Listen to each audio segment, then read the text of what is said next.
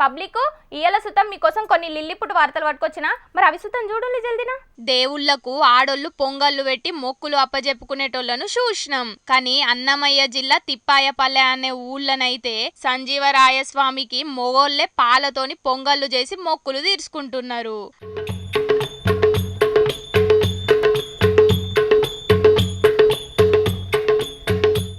ఆగో చూసిండ్రు కదా, గుళ్ళోకొచ్చిన మొగోళ్ళందరూ పొయ్యిల మీద గంజులు పెట్టి పొంగళ్లను ఎట్లా తయారు చేస్తున్నారో ఇక ఇంటికాన్ నుంచి వచ్చేటప్పుడే పాలు బెల్లం కట్టెలన్నీ పట్టుకొచ్చుకొని గుళ్ళెనే దేవునికి పొంగళ్ళు చేసి వెట్టుడే గిలా ఆచారమాట.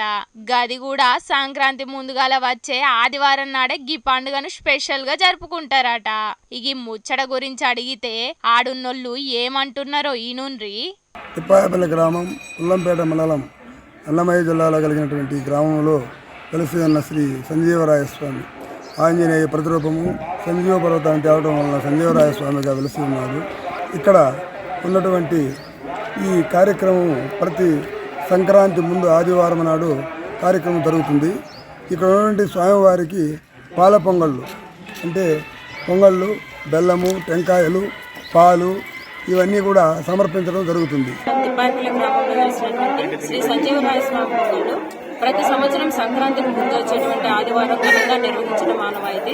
ఇది అనాదిగా వస్తున్నటువంటి ఆచారం కాబట్టి ఆచారం అలాగే కొనసాగుతుంది. ఆలయం లోపలికి ఆడవారికి ప్రవేశం లేదు. జరిగేటువంటి ప్రతి కార్యక్రమంలోనూ మగవారే పాల్గొంటారు. ఇంటి దగ్గర నుంచి పొంగళ్ళు తీసుకురావడం మొదలు పొంగళ్ళు వండడం, స్వామికి నైవేద్యం సమర్పించడం మొత్తం మగవారే చూసుకుంటారు.